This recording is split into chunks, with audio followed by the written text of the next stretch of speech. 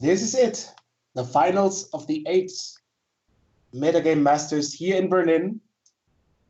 We saw the quarterfinals where the Red Deck Wins won.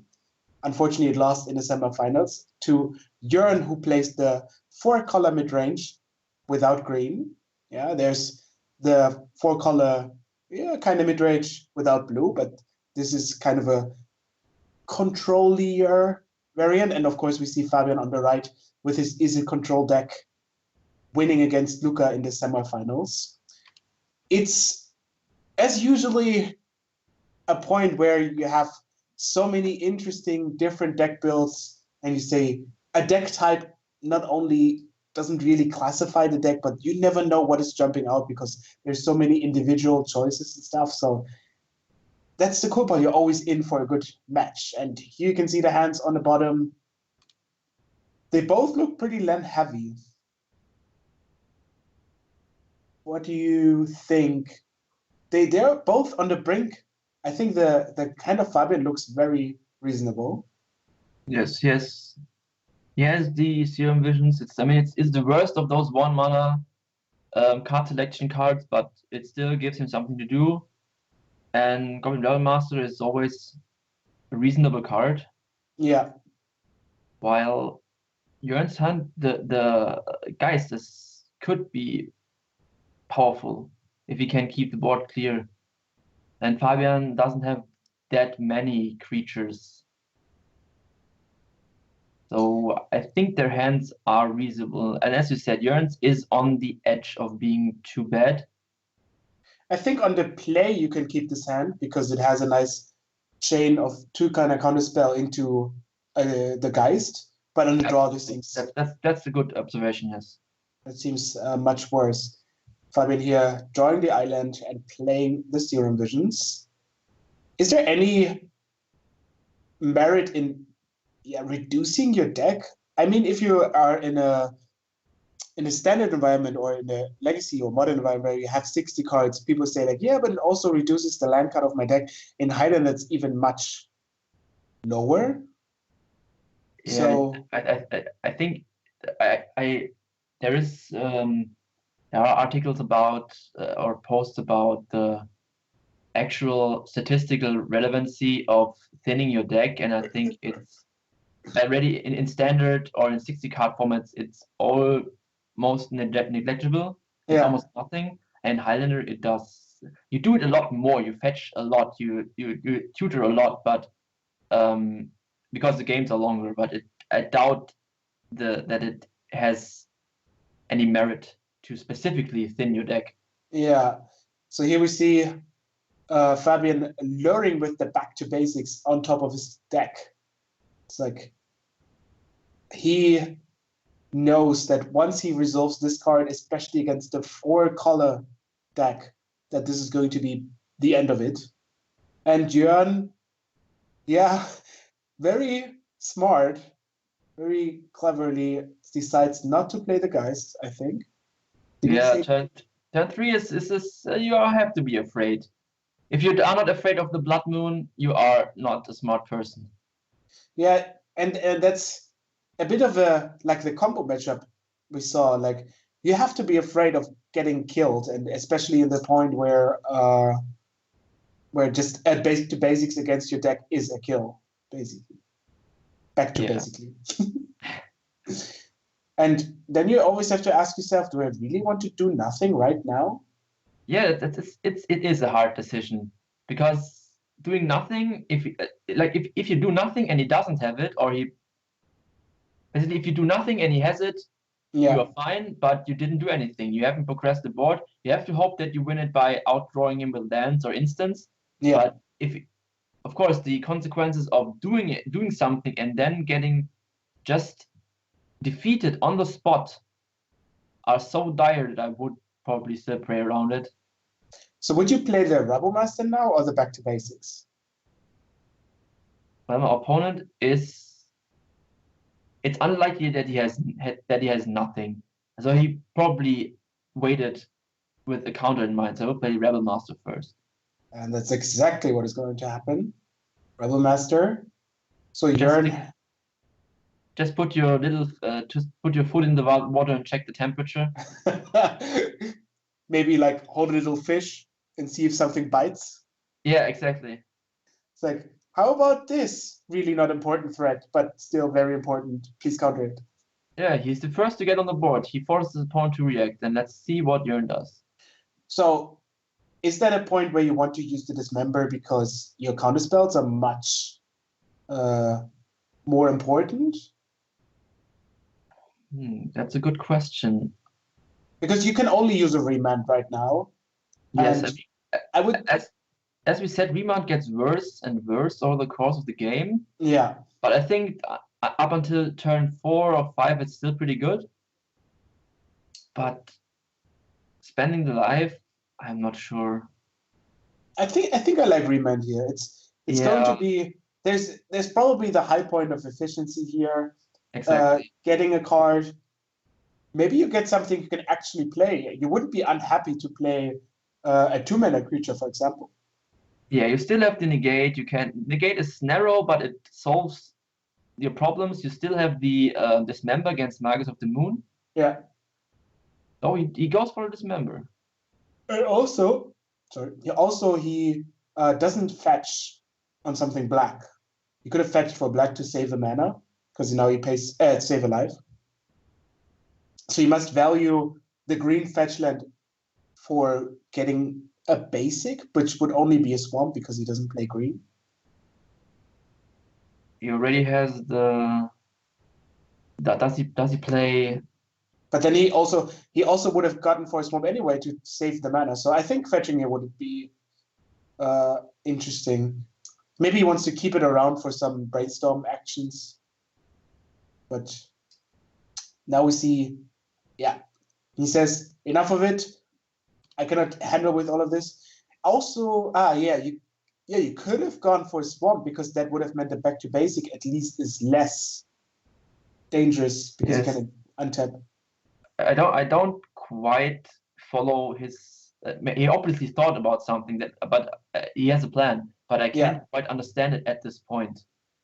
Well, probably that's there a good. It comes. Oh, so what do you think? Yeah. Oh, it's always this. Yeah. Okay, you had it. Yes, okay. I think he put himself. His decision tree put himself in a spot where he opened himself up to it. So I do not agree with his choices. First, he plays around it, or so it seems. Then he opens himself up to it. That is, well, maybe his guys rides him to victory, but that is rather unlikely at this point. Well, we see that it's a bit uncontested. Like, Snapcaster can block it, yeah, and Flameton can also block it, but it has to successfully happen. And that's not a given right now. Considering his hand with 2 counters and the bounce spell, it is still in the realm of the possible. Yeah. Did he untap his? Okay. Fabian points out that there's no untapping of basics done in his on his watch. Usually, non-basics. Sorry. What I find happening is that players that play back to basics untap their non-basics because it's like, I have a deck that doesn't affect me. Oh, right, I also have non-basics. True. So another 6 damage. Here's Snapcaster Mage targeting the Fire and Ice. Do you want to do something? Well, Jörn's counterspells are kind of very bad against this specific card. Yes.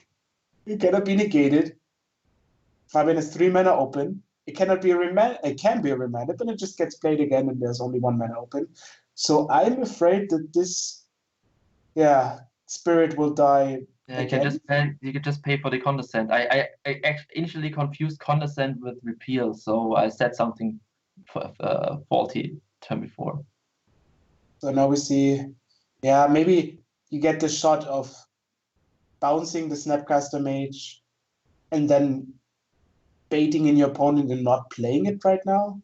But that also costs a lot of 2 mana action. And I also don't like here, there's still this fetch land going on. He can still fetch for a swamp. Maybe there's no swamp in the deck list. Can that be? Let's see. There isn't. Is there a snow covered? No, there are hardly any basics in his deck. Oh, what? There's one basic, right? He plays Tainted Pact, so he has really limited basic slots. Oh, interesting. So he knows that he can't get a basic, and that's why this is happening. Yeah, that makes a lot of sense. So Snapcaster is getting remanded. Draw a card. He could still draw an answer, but he didn't. Yeah, and every non-basic land you tap is not getting untapped. Yeah, he's digging himself into a hole he cannot climb out anymore, I think.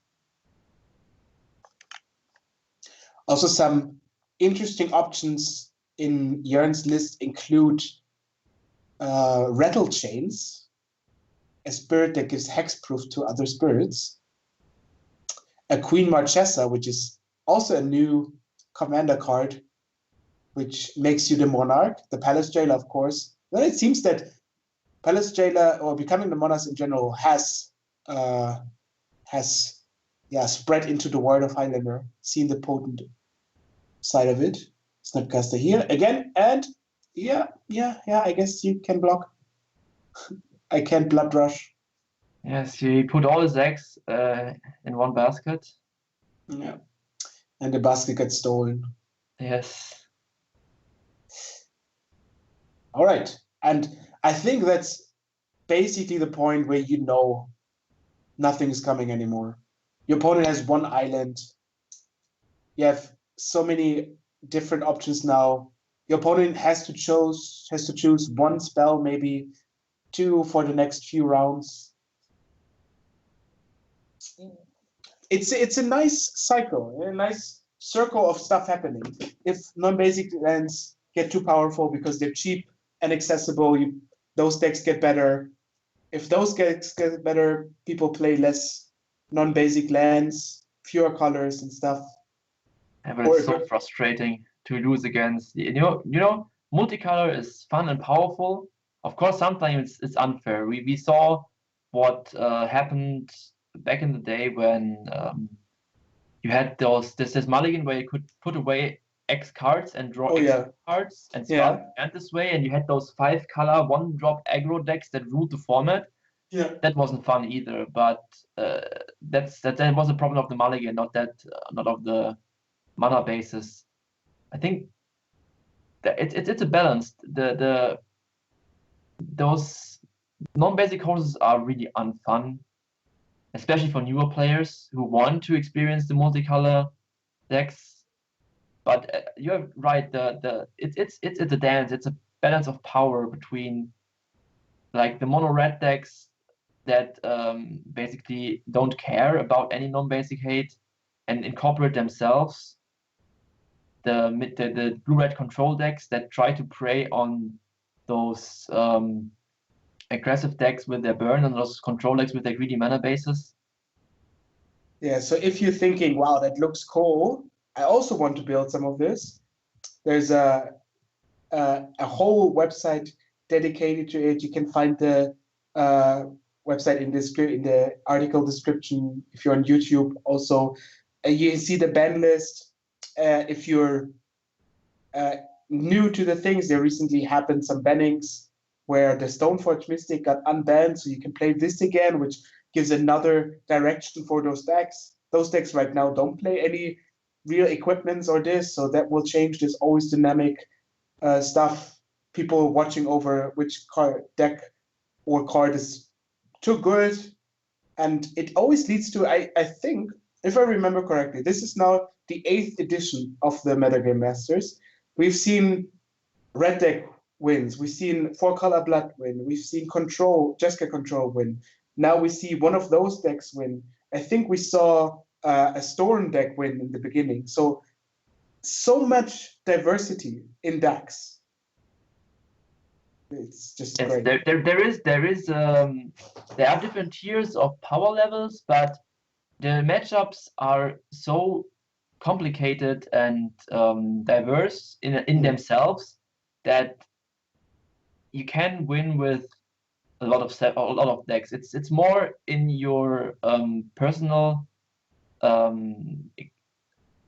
skill and experience with the deck than in the raw power of the deck. There are decks that are easier to play or harder to play, but it's just a really deep and interesting format. So while we're talking, Fabian is already at 6, which is, yeah, kind of a dangerous place to fall to. It's quite surprising that he got this low. Yeah, Jörn also found the second basic land, the snow-covered island, which, of course, you mentioned for the use of Tainted Pact. And there's a little counter war going on here around the Arc Trail, which is trying to kill the Infiltrator, and it worked for now to prevent it. Maybe I declared the winner, Fabian, as the winner of this game too early. Maybe Jörn can claw his way back. Yeah, it looks dire still. Like now, it does. But despite the fact that the back to basics came down so early and he has so many non-basics, he is still putting up an admirable effort and a good fight.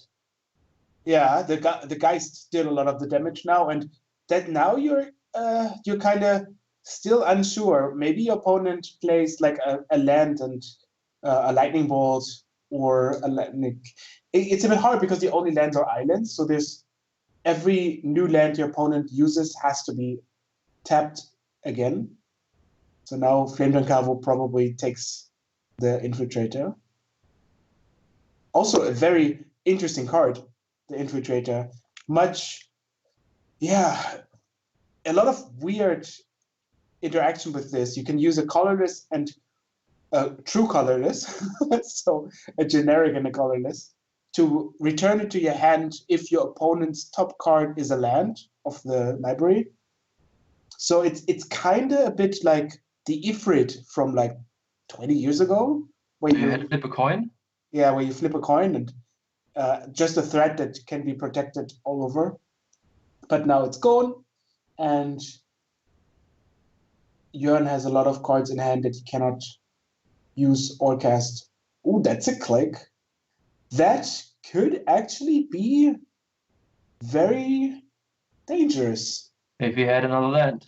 Yeah, if he finds a land now, then he can play the click, attack for 3, that brings Fabian to 2, and he has an Arctray in hand. So if he targets Spell's Guide with 1 damage and Fabian with 2, there would nothing in the way. Of course, there's a Portent, kind of a old school ponder. I think this is the time to see your opponent's cards, because the Portent can also target your opponent. Yes, you can look at the top cards, right? You can look at the top 3 cards of any player's library and put them back in any order. And then you can choose to shuffle this library and you draw a card, but only at the next upkeep. Yeah, so you can give Jörn a pretty bad draw. Yeah, anything that's just non-castable. Yes. And even if you find three lands, you can still do it. Okay. So it's a bit awkward because you can pay 1 to scry 2, but the scry gets messed up by the Portent again. But he can put away, if the cards are absolutely horrible, he can put them back and hope that there's something. Yeah, like those. Yeah. It's like a last-ditch effort. All right. Himself.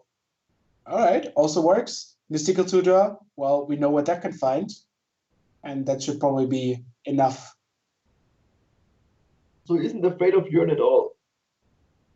No, I wouldn't expect Jörn to have any reasonable counter magic now. He used the Condescend for nothing.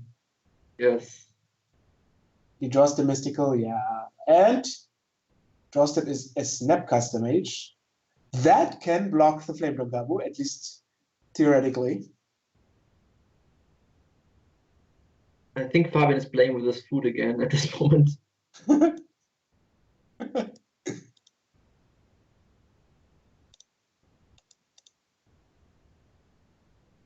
Do you go for the bonfire, or do you go for the creature, or do you just repeal your Flame Tongue Cabo because it doesn't matter? All those heavy decisions. Yes.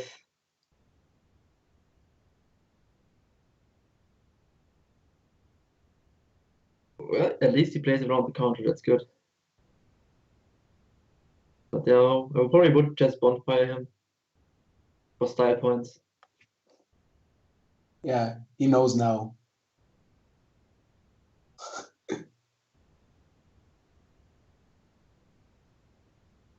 They're debating. Please don't kill me. Please don't kill me. Nah. All right. I'm going for bonfire. What you gonna do? Nothing. All right. So game one. Well, you can make them at least show you. Yeah, at least Soldier. Maybe he doesn't even play it and he just got a free win. Yeah, I'm looking for a bonfire. Okay, I can see it. Is that a bonfire? Ah, that's the price of progress. All right. Okay, Also it works works. well. All right. Well, it's actually good to not show, right? 1-0 for Fabian here in the finals. If you want to see who wins the next game, here you go.